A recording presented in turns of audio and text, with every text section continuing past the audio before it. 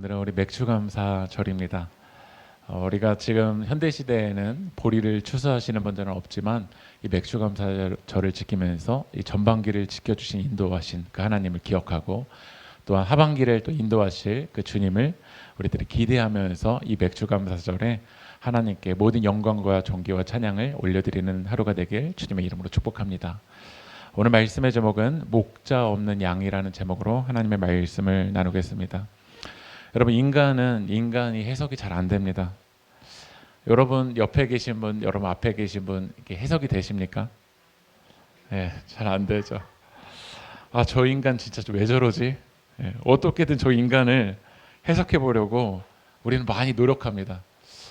저 원가족 때문에 저 인간이 저러는가라고도 해석해 보고, 저 인간이 진짜 저 상처 때문에 저렇게 행동하나라고 해석해 보려고도 합니다. 그리고 인문학이라는 학문은 인간과 그 인간의 문화를 탐구하죠.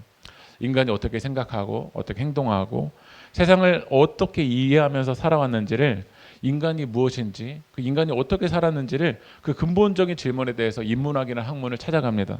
그래서 사람들은 이제 문학을 읽죠.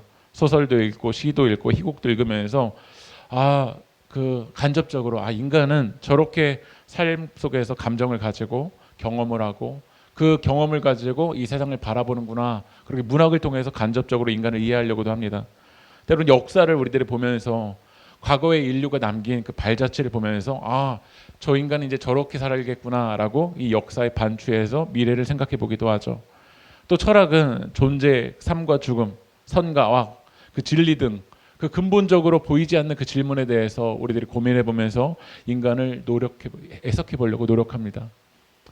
여러 가지 방법들로 우리는 저 인간을 좀 해석해 보고 싶지만 그게 참 쉽지 않습니다. 근데 성경은 우리 인간을 뭐라고 이야기하냐면 같이 한번 읽어볼게요. 마태복음 9장 36절 읽어볼까요? 시작. 예수께서 무리를 보시고 그들을 불쌍히 여기셨다. 그들은 마치 목자 없는 양과 같이 고생에 지쳐서 기운이 빠져 있었기 때문이다. 그리고 인문학도 심리학도 그 인간 그 스스로에게서 그 원인과 목적을 찾으려고 합니다. 저 인간이 왜 저럴까? 그런데 성경은 우리를 뭐라고 하냐면 같이 고백해 볼까요? 목자가 없으면 생존할 수 없는 양. 인간을 우리는 하나님 어떻게 해석하시냐면 목자와 이 관계성 속에서 해석하십니다. 그러니까 우리는 양이라고 이야기하는데 그 양이라는 존재는 목자가 반드시 필요하다. 그러니까 목자가 있고 없고 이거 옵션의 문제가 아니라 목자와 관계성 속에서 인간을 바라봅니다. 여러분, 양이라는 존재는 어떤 존재일까요? 한번 넘겨주면요. 성경이 쓰여지던 시대의 양은 우리들이 사진 속에서 봤던 그 알프스 산맥에 있는 그 양이 아닙니다. 뉴질랜드 초원에 있는 양도 아닙니다. 실제 이스라엘을 가보면 그런 뉴질랜드나 알프스 산맥에 있는 그런 푸른 초원이 없습니다. 거의 없어요. 거의 그 영토의 대부분이 이렇게 척박한 어디냐면 광야입니다. 광야에서 양이 살아간다고요. 근데 양은 먼저 시력이 약합니다. 그러니까 근시가 매우 심해서 바로 앞의 거리밖에 보지를 못해요. 멀리 위험이 있는데도 감지하지 못하고 목적지를 보지 못합니다. 성경은 우리를 양이라고 이야기하는데 우리들이 보는 것 같지만 바로 앞에 있는 그 상황에 꽂혀서 진짜 바라봐야 될 하나님 비전을 바라보지 못하게 될 때가 많아요. 중학교 친구들에게는 이 중학교의 시간이 전부인 것처럼 보여지기도 하고, 고등학교 친구들에게는 이 고등학교 시간이 전부인 것처럼, 대학교 시간을 지나가는 사람들에게는 거기가 전부인 것처럼, 지금 나의 관계성 속에서 어떤 문제가 일어났는데 그 문제가 이게 전부인 것처럼 느껴지기도 합니다. 왜냐하면 양은 멀리 보지 못하거든요. 지금 이 자리에 있는 여러분들도 지금 눈앞에 보여지는 그 문제 때문에 진짜 바라봐야 될 하나님 나라를 바라보지 못하고 걸어가는 게 우리들인 것 같습니다. 그런데 이 양은요, 넘어지잖아요. 스스로 잘 일어나지를 못해요. 이 무거운 털을 가지고 있는데 이 무거운 털을 가지고 있는 양이 넘어지면 이 등이 땅에 닿아버리면요, 자기 힘으로 일어나지를 못하는 거야. 이 양이 일어나지 못한다. 어느 시간이 지나면 이 양의 그 장기에 가스가 차버리거든요. 그러면 이 가스가 차 있는데도 계속 누워있다. 이걸 일으켜주지 않는다. 양은 금방 죽게 됩니다. 그리고 양이 누워있을 때 그 주변에 누가 있냐면 맹수가 있죠. 사자가 있죠. 늑대가 있죠. 표적거리가 돼버려요. 그런데도 양은 스스로 일어날 힘이 없다는 거예요. 많은 사람들이 인생을 내 힘으로 일어날 수 있을 거라고 착각합니다. 그러나 성경은 분명하게 이야기합니다. 네 힘으로 못 일어난다. 너에게는 목자가 반드시 필요하다라고 하나님 말씀하십니다. 여러분, 신앙은요 혼자 못 가요. 믿음 생활 혼자 못 갑니다. 교회가 필요하고 하나님이 필요하고 공동체가 필요합니다. 그런데도 나는 내 힘으로 일어날 수 있을 거라고 우리는 많이 착각하죠. 그리고 이 양은요 뭐가 없냐면 방향 감각이 없습니다. 눈앞에 먹이가 있으면 그 눈앞에 먹이만 집중해서 진짜 내가 걸어가야 될 그 길을 제대로 보지 못해요. 방향이 없어요.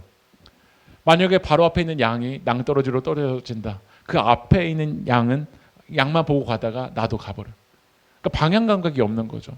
성경이 뭐라고 하는지 읽어볼게요. 이사야 53장 6절 읽어볼까요? 시작. 양처럼 길을 잃고 각기 제갈 길로 흩어졌으나 주님께서 우리 모두 죄악을 그에게 지으셨다. 앞서가는 양이 벼랑 끝으로 가는데도 뒤따르던 양은 그걸 인지하고 멈춰야 되겠다고 생각을 하지 않아요. 양에게 뭐가 없다고요? 방향 감각이 없어요. 성경은 우리를 양이라고 이야기하는데 여러분 진짜 걸어야 될 그 길을 걷고 계십니까?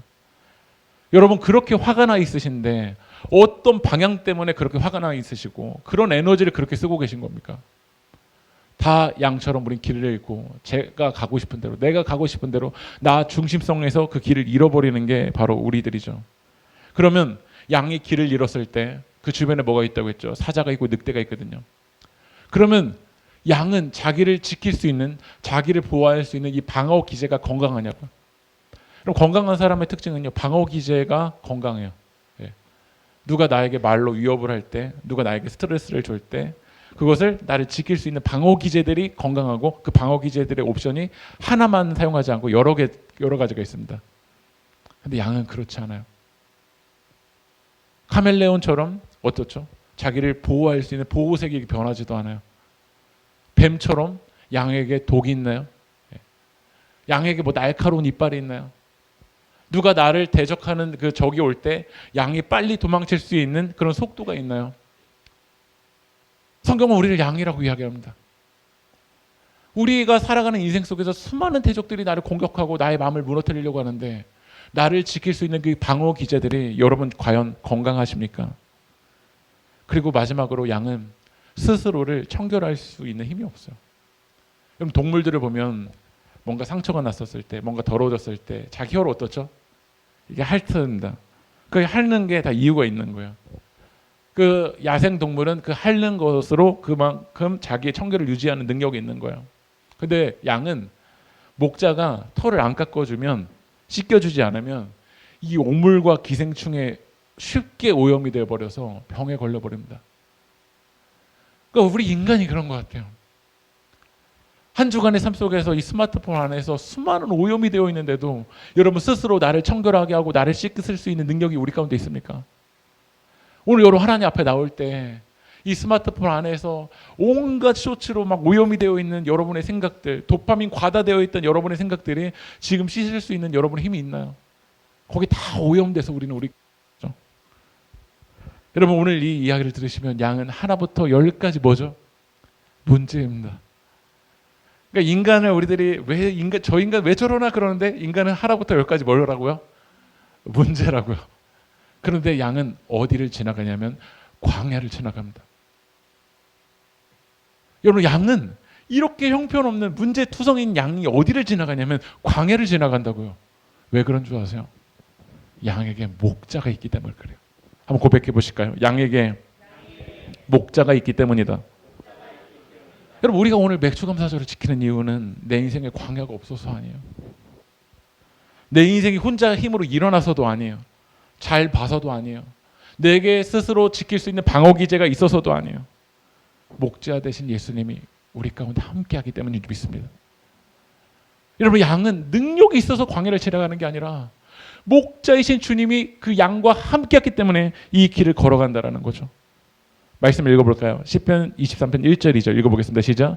주님은 나의 목자시니 내게 부족함 없어라. 나를 푸른 불밭에 누이시며 쉴만한 물가로 인도하신다. 광야는 먹이와 물이 절대적으로 부족한 공간입니다. 그런데 스스로 먹이를 찾지 못하는 양들을 위해서 목자는 지금 양이 지나가는 지형이 어떻지? 지금 양이 이 시간을 지나가는 계절이 어떻지? 그것을 철저하게 배려하고 고민하면서 이 양을 어떻게 하냐면 푸른 초장과 쉴만한 물가로 인도하십니다. 여러분 믿으십니까? 하나님은 여러분이 어떤 인생의 계절을 지나가고 있는지 하나님 너무나도 잘 알고 계십니다. 그 하나님이 우리 인생의 목자이신데 그 하나님이 우리를 푸른 초장과 실만한 물가로 인도하시기 때문에 우리는 이 인생을 걸어갈 수 있을 줄 믿습니다. 여러분, 양에겐 주변에 뭐가 있죠? 맹수가 있죠. 사자가 있죠. 늑대가 있죠.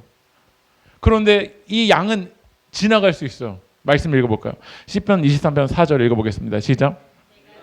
죽음의 그늘을 골짜기로 다닐지라도 주님께서 나와 함께 계시고 주님의 막대기와 지팡이로 나를 보살펴 주시니 내게는 두려움이 없습니다. 여러분, 양은 자기를 방어할 수 있는 그 방어 기제, 건강한 방어 기제가 없어요. 특별히 이 사단의 유혹으로부터 나를 지킬 수 있는 방어 기제가 여러분 누가 있습니까? 근데 목자에게는 뭐가 있냐면 막대기가 있습니다. 이 막대기로 늑대와 사자와 싸움을 벌이는 거예요. 그리고 양이 이 낭떠러지에 떨어져 있다. 그럼 어떻죠? 이 지팡이가 이게 굴곡이 있지 않습니까? 그 양의 목덜미를 착 채서 어떻죠? 이 양을 끌어올리는 거예요.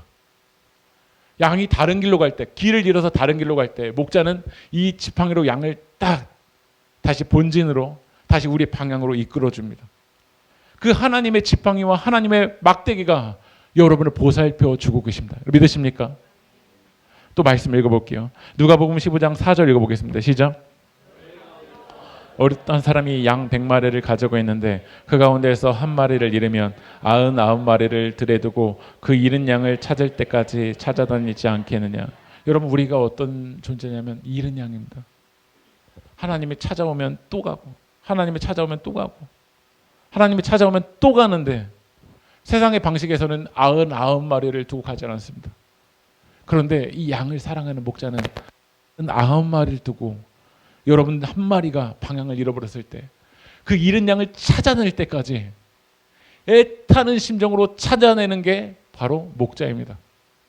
그 목자가 여러분을 붙들고 있다는 거예요. 여러분, 이 광야 지나갈 때요, 양은요 돌에도 쉽게 부딪히고 양을 괴롭히는 그런 질병들, 감염되는 것들 너무나도 많아요. 그래서 하루 동안 그 길을 지나가 보면요, 이 털 안을 들어가 보면은요, 상처 투성인가 피가 있는 거야. 그래서 목자는 뭘 하는지 읽어볼게요. 에스겔 34장 16절 읽어볼까요? 시작. 나는 잃어버린 양을 찾고 흩어진 양을 모아오며 상처 입은 양을 싸매어주고 병든 양을 고쳐주겠다. 상처 입은 양을요 싸매어줘요. 왜냐하면 우리들이 이 인생의 광야길을 갈 때 내가 생각하지도 않게, 내가 의도하지도 않게 우리는 상처가 나고 피가 나거든요. 그 싸매어주고 이 병든 양을 고쳐주기 위해서 목자는 뭐를 하냐면 기름을 발라줘요. 오늘도 하나님 앞에 나온 여러분들, 오늘 하나님이 여러분의 상처를 기름 발라주실 줄 믿습니다. 그 힘이 있기 때문에 양은 가는 거예요. 광야가 없어서 가는 게 아니에요. 상처가 없어서 가는 게 아니에요. 내가 이 상처로부터 지킬 수 있는 힘이 있어서 가는 게 아니에요. 목자가 있기 때문에 가는 거예요. 우리는 오늘 그 믿음이 있어야 돼요. 내가 맥주감사절을 지킬 수 있는 거, 내 상황이 작년보다 나아져서가 아니에요. 우리는 여전히 광야길을 걸을지 몰라요. 그러나 오히려 여러분이 잃어버릴 것 같은 그 광야의 순간에, 죽음의 순간에 목자이신 주님께서 여러분을 붙들고 계신다는 거예요. 그럼 양은, 제가 처음에 양을 설명할 때 눈이 어떻다고 했죠? 시력이 약하다고 합니다. 그러니까 인간의 문제가요, 눈 때문에 죄를 많이 져요. 눈 때문에, 보는 것 때문에 죄를 져요. 잘 보지도 못하면서 본다고 생각해서 무너져요. 네. 제가 최근에 여기 그 교회 오는 거리를 식사하고서 이렇게 걸어오는데 그 현수막 같은 게 이렇게 세워져 있잖아요.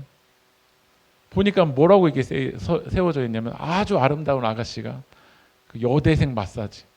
네. 오늘 제가 1층에서 이렇게 쓰레기를 막 줍는데요. 여대생 터치룸. 그리고 거기 사진을 보니까 아름다운 아가씨가 있어요. 네. 여러분, 눈에 보는 거 따라가다 여러분 망합니다. 여러분, 이 길 걸어갈 때는요, 눈에 보는 거 가다 망해요. 그래서 하나님 어떻게 말씀하시냐면 요한복음 10장 3절 4절 같이 읽어볼까요? 시작. 양들은 그의 목소리를 알아듣는다. 그리고 목자는 자기 양들의 이름을 하나하나 불러서 이끌고 나간다. 양들은 목자의 목소리를 알고 있기 때문에 목자를 따라가 잘 못 봐도 갈 수 있어요. 광야는요 듣고 가는 거예요. 우리는 매일 하나님께서 손으로 묵상을 통해서 여러분에게 하나님의 음성을 들려주세요. 여러분, 광야는 보고 가는 게 아니라, 다시 따라볼게요. 광야는 보고 가는 게 아니라 듣고 갑니다. 이 양은 잘 못 봐요. 보는 줄 아는데 못 본다고요. 저 인간을 내가 잘 보는 줄 아는데 여러분의 시각이 보면 볼수록 망쳐버릴 뿐이에요. 그래서 우리는 주님의 음성을 듣고 가야 돼요. 그러면 이 광야의 시간을 지나갈 수 있을 줄 믿습니다. 여러분의 인생의 목자가 누구십니까? 성경에서 목자가 누구냐? 그러니까 인문학은, 심리학은 그 인간 자체의 문제 때문에 우리가 결국 무너진다라고 이야기하지만, 성경은 우리를 양이라고 하고 목자의 관계성 속에서 우리 인생을 해석해요. 그러면 우리가 우리 인생의 목자가 누구이신지를 분명하게 알아야 하잖아요. 말씀 읽어보겠습니다. 요한복음 10장 11절 읽어볼까요? 시작.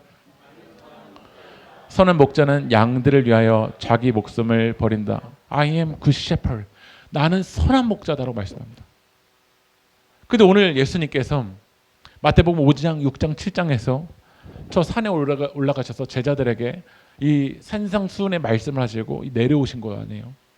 산 밑으로 내려와서 이 도시와 이 무리들 가운데로 가보니까 이 수많은 양들이 어떻게 가고 있는지를 본 거예요. 말씀 읽어볼까요? 마태복음 9장 36절 읽어보겠습니다. 시작. 예수께서 무리를 보시고 그들을 불쌍히 여기셨다. 그들은 마치 목자 없는 양과 같이 고생에 지쳐서 기운이 빠져 있었기 때문이다. 보니까 고생에 지쳐서 기운이 빠져 있는 거예요. 여러분, 이 스마트폰이 우리에게 힘을 줄 것 같은데 오히려 이 눈에 보는 것 때문에 점점 우리들은 무기력해지고, 이 눈에 보는 것 때문에 점점 기운이 빠져 있고 마음이 지쳐 있어요. 근데 그 앞에 문제, 본질적인 문제가 뭐냐? 양은 원래 그런 존재예요. 양은 원래 지쳐버리고 양은 원래 기운이 빠져버리는 존재예요. 그러나 이 양이 이 광야의 길을 걸어갈 때 목자의 관계성 속에 있으면, 그 관계가 살아있으면 양은 힘을 얻는다고요. 근데 우리는 이 내 인생이 양이어서 그래. 원래 양이에요. 원래 양. 내가 뭐 잘 못 봐서 그래. 원래 잘 못 봐요. 원래 내 인생에 방어 기제가 없어서 그래. 원래 없다고 너는. 네. 근데 우리의 인생의 본질적인 문제는 뭐냐면 목자의 관계성 속에서 내가 지금 선한 목자의 관계가 살아있는가. 근데 예수님 보신 그 무리들의 모습은 그거였어. 목자 없는 양이었어. 목자 없는 양이었어. 여러분의 인생의 목자가 누구십니까? 예수님은 나는 선한 목자다라고 분명히 말씀하시는데 그가 살아가는 인생을 보면요, 자신이 목자가 되어 있는 거예요. 내가 내 인생을 잘 보고 내가 내 인생을 잘 알고 내가 내 인생을 잘 지킬 수 있을 거라고 생각합니다. 그러니까 예수님이 보셨을 때 그 당시에 로마의 지배를 받고 있었지만 그것보다 더 심각한 문제는 뭐였냐면 목자 없는 양이었어요. 여러분, 이 시대에도 어떤 공동체마다 심각한 문제는 경제력이 빈곤한 거 아닌 것 같아요. 지도자가 없잖아요. 나를 바른 길로 인도해 줄 지도자가 없는 거잖아요. 나에게 바른 길로 인도해 줄 그 지도자가 없는 게 지금 어느 공동체나 지금 심각한 문제인 것 같아요. 그런데도 양들은 이게 나의 목자겠지. 이 사람이 나의 목자겠지. 이 공동체가 나의 목자겠지. 이 스펙이 나의 목자겠지라고 생각하면서 다 갈 길로 갑니다. 성경을 보면 목자 중에도 어떤 목자가 있냐면 삭군이라고 나오죠. 여러분, 삭군이 뭡니까? 우리는 삭군을 되게 부정적으로 생각하지만 저는 삭군이 되게 부정적으로 느껴지지 않습니다. 돈을 받은 만큼 일을 하는 사람들이잖아요. 요즘 시대는 돈을 받은 만큼도 일을 안 해요. 네. 진짜 그게 정말 심각한 거예요. 받은 만큼 해야 될 거 아니에요. 돈 받은 만큼은. 네. 저는 아직 일을 안 하는데요. 여러분, 밥을 먹잖아요. 밥값만큼은 해야 될 거 아니에요. 밥값만큼. 네. 집에서 밥을 먹었으면 밥을 먹은 만큼은 해야 하잖아요. 그러니까 이 삭군, 돈을 받은 만큼 하는 목자가 그만큼도 없는 것 같아요. 근데 삭군의 치명적인 문제는 뭐냐면요, 요한복음 10장 12절 읽어볼까요? 시작. 같이 12절 읽어보겠습니다. 시작. 삭군은 목자가 아니요 자기 것이 아니므로 이리가 오는 것을 보면 양들을 버리고 달아난다. 그러면 이리가 양들을 물어가고 양떼를 흩어버린다. 여러분, 이 삭군은 어떻죠? 양들을 버리고 도망갑니다. 왜냐하면 이리가 오기 때문에 그래요. 왜냐하면 이리가 오는 이 생명수당을 받지 않았던 거죠. 예. 그냥 양들에게 푸른 초장 물 주고 이 정도까지는 받았지 모르지만 그러니까 그 정도까지 하는 거예요. 세상에 수많은 관계가 다 거기까지는 잖아요. 예, 어느 공동체에 들어가고 어느 동아리에 들어가고 여러분 어디 운동을 하고 어디 밥을 먹고 딱 돈 받은 만큼만 하잖아요. 돈 받은 만큼만. 이 자본주의 사회에서는 돈이 거의 말을 하는 것 같아요. 그 관계 돈 받은 만큼만. 예. 이제 결혼 뭐 우리 장래 다 내가 받은 만큼. 예. 딱 그 받은 만큼이 그렇다는 거 관계가 돼버린 것 같아요. 그런데도 우리는 그가 나의 목자라고 생각합니다. 마태복음 9장 36절 읽어볼까요? 시작. 무리를 보시고 그들을 불쌍히 여기셨다. 그들은 마치 목자 없는 양과 같이 고생에 지쳐서 기운이 빠져 있었기 때문이다. 그러나 많은 목자는 불쌍히 여기지 않아요. 왜냐하면 받은 만큼이잖아요. 내가 받은 만큼 난 일을 하지. 내가 왜 받지도 않은 만큼 내가 그 가운데 마음을 쏟나요? 근데 예수님 불쌍히 여기셨다고요. 왜냐하면 지금 이 양들이 목자이신 주님을 잃어버리고 그 영혼이 고생에 지쳐서 기운이 빠져 있을 때 오늘 이 예수님은 무리 가운데로 나아가십니다. 그러니까 예수님이 무리 가운데로 나아가는 그 원동력은 무엇이냐면 그들을 불쌍히 여기신 거예요. 이 불쌍히 여기다는 단어가 헬라어로 스플랑크 니조마이라는 단어입니다. 스플랑크 니조마이. 이 단어의 뜻이 무슨 뜻이냐면 창자가 끊어질 것 같은 고통입니다.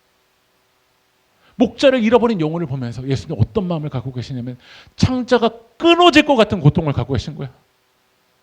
왜냐하면 이 광야에서의 문제는 양의 능력과 관계없이 목자가 있고 없고가 그에게 생명과 죽음과의 관계가 되어 있는데 수많은 양들이 이 심각성이 없는 거예요. 그래서 예수님은 왜 무리에게로 나가냐? 왜 고생에 지쳐 기운이 빠져있는 양들에게 나가냐? 예수님의 원동력은 뭐였냐면 불쌍히 여기신 거예요. 어떻게 불쌍히 여기셨다고요? 창자가 끊어질 것 같은 고통을 가지고. 누가 잃어버린 영혼들에게 가나? 사꾼적인 시각을 가지고 있는 사람은 가지는 않습니다. 교회에서도 이 사꾼적인 어떤 보수의 시각을 가지고 있는 사람은 여기까지만. 근데 누가 이 잃어버린 영혼들에게 가는가? 예수님의 사랑을 가지고 창자가 끊어질 것 같은 고통이 가지고 있는 사람들이 오늘 하나님의 은혜가 필요한 영혼들에게 나아갑니다. 오늘 말씀 읽어볼까요? 마태복음 9장 35절 읽어보겠습니다. 시작. 유대 사람의 여러 회당에서 가르치시며 하늘나라의 복음을 선포하며 온갖 질병과 온갖 아픔을 고쳐셨다. 온갖 질병과 온갖 아픔이 어디 있냐면 이 도시와 마을 가운데 있습니다. 여러분 지금도 이 서울에 이 경기도의 수도권에 수많은 도시의 그 화려함 속에서 우리는 착각합니다. 괜찮은 척. 그러나 안을 한 발자국만 들어가 보면 그 안에 온갖 질병과 온갖 아픔과 온갖 무너짐이 그 가운데 있습니다. 그런데 우리는 이 창자가 끊어질 것 같은 주님의 마음으로 이 도시를 바라보면 도시 가운데 나아가는 관점이 달라지게 됩니다. 이 도시에 취해서 이 도시의 성공과 이 도시에서 내가 어떻게 하면 한 발자국 더 올라갈까 생각하면서 도시와 이 마을로 가지 않습니다. 하나님 나라의 복음을 선포하기 위해서 나아갈 수 있을 줄 믿습니다. 우리 세계교회는 세상의 길이 되는 교회입니다. 우리 교회가 궁극적으로 나아갈 곳은 어디냐면 이 도시와 마을을 두루다녀야 됩니다. 근데 누가 이 도시 안으로, 누가 이 온갖 질병과 누가 온갖 아픔이 있는 곳으로 나아갈 수 있을까요? 예수님이 보신 거예요. 지금 이 도시 안에 사람들은 그 화려함에 취해서 다 괜찮다고 생각하는데 사실 그 마음은 온갖 질병과 온갖 아픔으로 쌓여져 있는데 누가 이 영혼에게 진정한 목자가 누구인지를 알려줄 수 있는 사람이 누구일까를 본 거예요. 말씀 읽어볼까요? 마태복음 9장 37절 읽어보겠습니다. 시작. 말씀하셨다. 추수할 것은 많은데 일꾼이 적다. 여러분 추수는 구원을 이야기하죠. 여러분의 영혼이 아무리 많은 걸 가지고 있어도 오늘 죽음을 맞이한다면 여러분에게 많이 가지고 있는 게 뭔가 소용입니까? 생명이 있어야 그것도 소용 있는 거죠. 영혼이 결국 죽어버리면 무슨 소용이에요? 영혼이 살아있을 때 그것도 의미가 있는 거죠. 그런데 추수할 영혼들은 많은데 이 스플랑크 니즈마이, 그 심장이 찢어질 것 같은, 창자가 끊어질 것 같은 고통을 가지고 복음을 전할 수 있는 영혼이 없는 거예요. 여러분, 추수할 때가 있습니다. 장로님께 가셔서 한번 물어보세요. 추수할 때가 얼마나 중요한가요? 추수는 너무 빨리 해서도 안 되는데요, 너무 늦어도 안 돼요. 추수할 때가 있어요. 그 시간, 그 타이밍을 놓쳐버리잖아요. 아무리 일꾼이 그 다음에 와도 소용이 없어요. 하나님이 말씀하시잖아요. 지금 여러분 주변에 하나님의 은혜가 필요한 영혼들이 얼마나 많냐고요. 근데 우리는 스플랑크 니조마이, 하나님의 은혜가 필요한 영혼들, 그 영혼을 바라보는 게 아니라 그의 겉모습, 그가 어디에 갔다 온 그 SNS의 그 사진에 취해서 그 영혼의 그 고달픔, 그 아픔을 보지 못할 때가 많아요. 주님이 안타까우신 거예요. 누가 가서 복음을 전할까? 누가? 여러분, 친구라는 영화에 이호성이 장동건에게 이렇게 이야기합니다. 하와이로 가라고. 근데 장동건이 뭐라고 말하냐면 네가 가라 하와이라고 합니다. 네가 가라 하와이. 복음이 필요한 영혼들에게 누가 갈까? 네가 가라. 네가 가, 네가 가. 왜 그럴까요? 주님의 긍휼이 없기 때문에 그래요. 주님의 마음이 결국 없기 때문에 그래요. 여러분, 마음이 있잖아요. 멀어도 갑니다. 시간이 없다? 돈이 없다? 핑계입니다. 마음이 있으면 가요. 결국 우리에게 중요한 건 뭐가 없냐면요, 우리를 불쌍히 여기시는 그 주님의 긍휼의 마음이 우리 가운데 있냐고요. 그래서 우리는 기도해야 됩니다. 말씀 읽어보겠습니다. 마태복음 9장 38절 읽어볼까요? 시작. 그러므로 너희는 추수하는 주인에게 일꾼들을 그의 추수밭으로 보내시라고 청하여라. 주님이 말씀하십니다. 오늘 하나님의 은혜가 필요한 영혼들이 너무나도 많은데 그를 추수할 일꾼이 되라고 너희는 기도해라. 기도해라. 청해라. 저는 그 기도가 누가 가야 됩니다. 그러니까 이 기도, 오늘 또 이게 이야기하면 하나님 쟤 가야 돼요. 쟤. 그게 아니라 주님 저를 보내주시옵소서. 주님 저를 보내주십시오. 주님 저에게 주님의 마음을 주시고 주님 저를 보내주십시오 라고 우리들이 기도했으면 좋겠어요. 우리 다시 한번 말씀 읽어볼까요? 마태복음 9장 36절 읽어보겠습니다. 시작. 예수께서 무리를 보시고 그들을 불쌍히 여기셨다. 그들은 마치 목자 없는 양과 같이 고생에 지쳐서 기운이 빠져 있었기 때문이다. 여러분, 유진 피터스는 메시지 성경에서 이 부분을 이렇게 번역합니다. 목자 없는 양처럼 정처 없이 헤매고 있는 무리를 바라보시는 그분의 마음이 무너져 내렸다. 그분의 마음이 무너져 내렸다.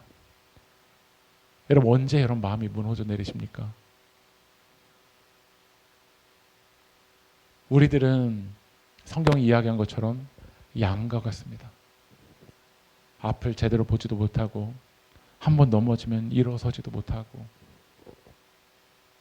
다른 누구처럼 나를 보호할 수 있는 이 방어 기제가 건강하지도 못하고 나를 스스로 청결하게 할 수 있는, 나의 마음을 잡을 수 있는 그 힘이 나에게 없죠. 그러나 이 맥주감사절을 지나가는 여러분에게 누가 계시냐면 여러분을 불쌍히 여기시는 그 주님이 여러분과 함께하고 있습니다. 그 주님의 긍휼이 여러분을 붙들고 있습니다. 그 주님의 사랑이 여러분을 포기하지 않습니다. 여러분, 지금 낭떠러지 시간을 지나가고 계십니까? 그 낭떠러지까지 사건은 오지 않습니다. 그러나 목자는 그 낭떠러지까지 함께 오셔서 자기 목숨을 다 내어놓으시고 여러분을 살리셨습니다. 그 주님의 사랑이 오늘 이곳 가운데 있습니다. 오늘 이 시간 여러분 그 주님 앞에 서십시오. 그 주님의 사랑을 바라보십시오.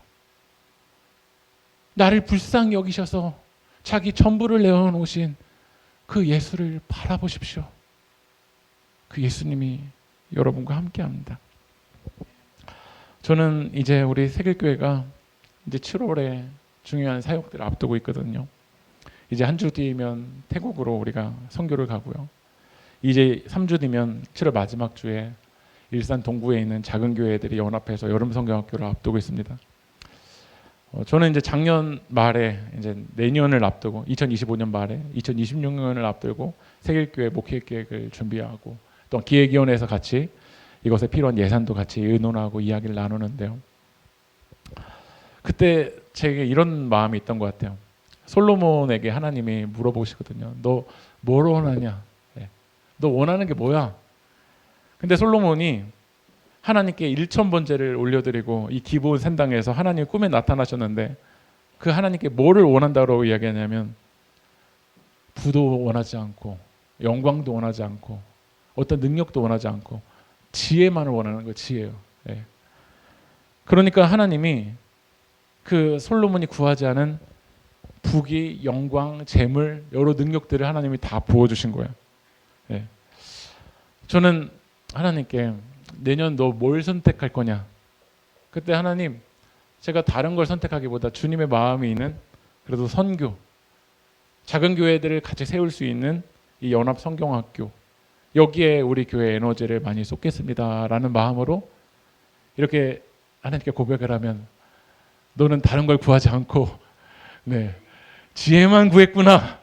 그래서 하나님이 너에게 필요한 재물 무엇이냐 그 재물도 채워주시고 필요한 사람도 채워주시고 약간 우린 이런 그 시나리오를 생각하지 않습니까? 이제 선교를 이제 한 주 앞두고 있는데요. 선교를 한 주 앞두고 제 삶이 이게 아까 전에 말씀했던 대로 지혜만 구했는데 여러 가지 좋은 길들이 열려야 되잖아요. 근데 목회 안에서 여러 가지 해결해야 될 정말 많은 문제들이 이 한 주간에 막 벌어지기 시작하는 거예요.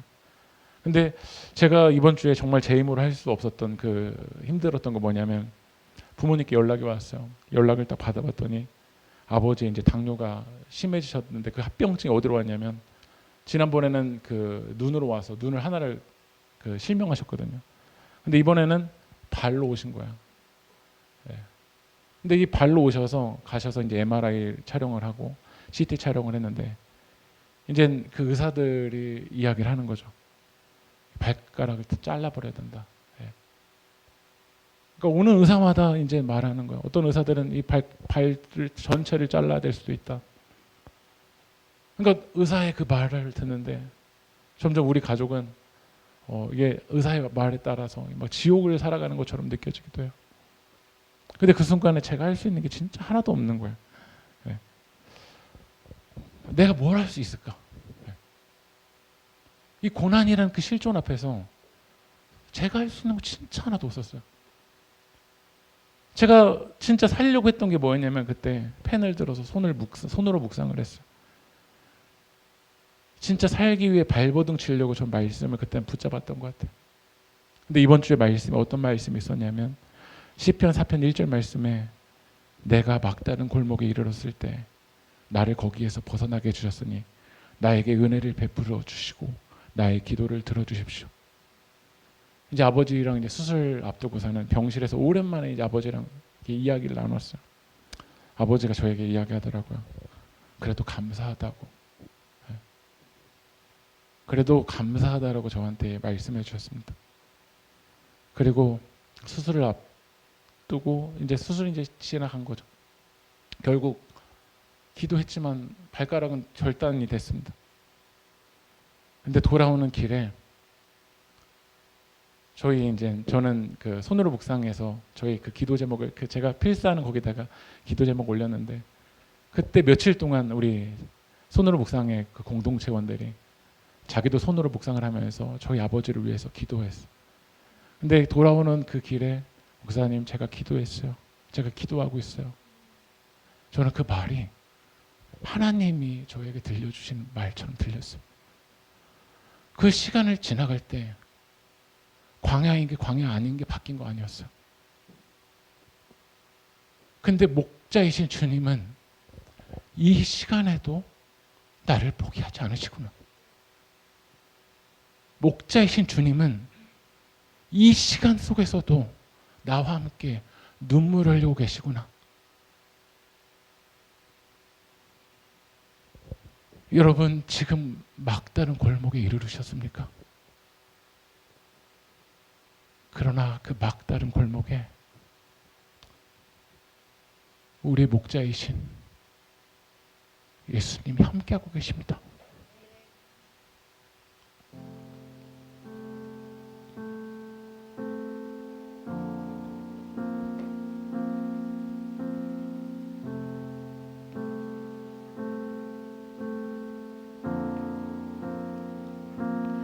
여호와 나의 목자 내게 부족 없네. 푸르른 초장 위에 나의 몸 누이시네.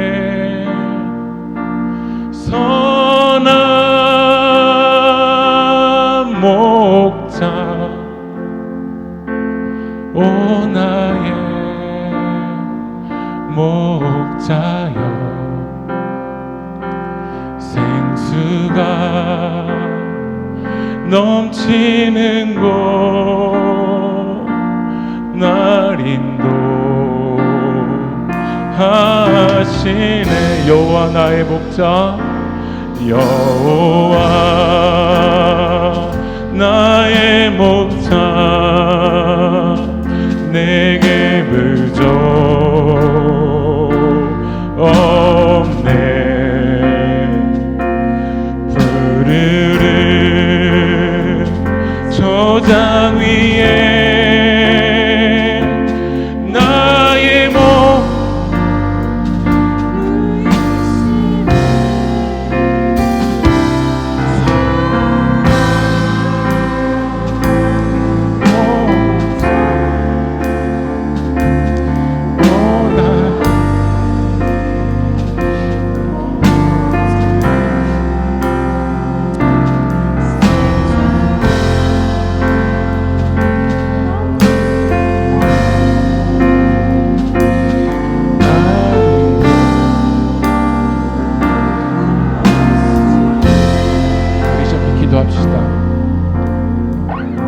여러분, 막다른 골목길에 계십니까? 여러분, 길을 잃어버리셨습니까? 막다른 골목길에서 넘어졌는데 내 힘으로 일어날 힘이 없으십니까? 오늘 그곳에 주님이 찾아오십니다.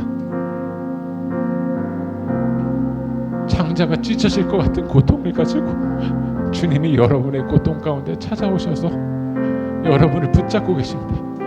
오늘 그 하나님의 사랑이 여러분 가운데 함께합니다. 하나님, 내 인생의 광야의 시간을 지나가지만 목자이신 주님과 함께 주님이 이 길 끝까지 걸어갈 수 있게 해달라고, 주님이 나의 영혼 인도해 달라고 우리 시간 주신 말씀 붙들고 기도하며 나갑시다. 주여 아버지 하나님, 이 광야의 시간을 지나갈 때 주님께서 우리를 인도하여 주시는 주님입니다. 목자 되신 주님께서 내게 부족함 없도록, 하나님, 우리는 잘 보지 못해서 무엇이 푸른 초장인지 무엇이 쉴만한 물가인지 주님 모릅니다. 그러나 주님께서는 잘 보고 계시기 때문에, 주님께서 내 인생을 잘 보시기 때문에 결국 나를 하나님의 그 품으로 인도하여 주실 줄 믿습니다. 오늘 이 시간 그 하나님의 사랑만을 바라보며 이 길 걸어갈 수 있도록 성령 하나님 우리 영혼을 주여 붙잡아 주시옵소서. 오늘 이 시간 하나님, 그 주님의 사랑이 우리와 함께하고 있습니다. 그 주님의 사랑이 우리를 붙들고 있습니다. 하나님, 우리가 이 길 걸어갈 때 하나님 우리를 포기하지 않으시고, 선한 목자이신 주님은 잃어버린 저를 위해서 99마리를 내려놓고 우리를 찾기 위해서 아버지 하나님 애타게 찾으셨습니다. 오늘 시간 그 하나님의 사랑이 우리를 붙들고 있고 하나님의 사랑이 우리를 인도하고 있는 줄 믿습니다. 하나님, 우리 시간 그 사랑을 흘림 받아서 우리가 아버지 하나님 이거를 들어주셔서 하나님 우리와 함께하여 주십시오. 하나님 우리를 붙잡아 주십시오. 하나님 우리 시간 우리를 도와주십시오.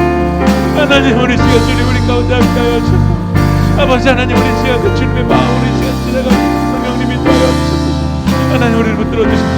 하나님 우리 함께하여 주십시오. 하나님 도와주십시오.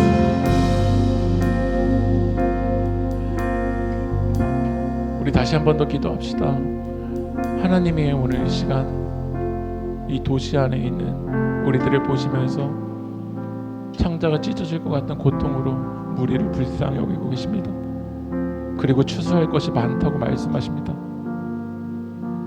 그런데 우리가 정말 그 추수할 영혼들을 위해서 얼마나 애타는 마음으로 그들을 위해서 기도하고 그들에게 복음을 전했는지 오늘 돌아봅니다. 우리 시간 우리 함께 기도할 때 하나님의 긍휼이 필요한 영혼들을 위해서 기도합시다. 여러분의 주변에 지금 고난의 시간을 지나가고 있는 지체가 있다면 그들을 위해서 우리가 눈물로 이 시간 기도했으면 좋겠습니다. 막다른 골목길에 있는 그 지체가 여러분의 마음 가운데 지금 떠오르고 있다면 우리 지금 그들을 위해서 우리가 간절하게 기도합시다. 주님 긍휼히 여겨주십시오. 주님 불쌍히 여겨주십시오. 주님 그 영혼을 살려주십시오. 우리 시간 다시 한 번 더 주님의 이름 한번 부르고 동서로 기도하겠습니다. 주여 하나님 주님의 긍휼을 구합니다. 선한 목자이신 주님 우리 시간 그 하나님의 사랑으로 아버지 하나님 우리들을 나아갑니다. 주님 아버지 하나님 하나님의 우리가 필요한 영혼들 주님 아버지 하나님 눈물을 닦아주십시오. 주님 그들의 눈물을 주님께서 닦아주십시오. 그들을 주님 치료하여 주십시오. 주님 보혈로 덮어주십시오. 우리를 불쌍히 여겨주십시오. 이 깨진 세상에서 살아가는 이 아픔을 주님께서 나아지오니 하나님 그들을 찾아봐 주시고 선한 목자이신 주님께서 아버지 하나님 그들을 건져주시옵소서. 주님 우리를 살려주시옵소서. 우리의 교회를 주님 회복하여 주시옵소서. 하나님 우리에게 그 성도님들의 가정을 주여 아버지 하나님 살려주시옵소서. 하나님의 은혜가 필요합니다. 주님의 사랑이 필요합니다. 하나님의 도움의 손길이 필요합니다. 주여 아버지 하나님 건져주십시오. 주님 아버지 하나님 붙잡아주십시오. 하나님 아버지 하나님 도와주십시오.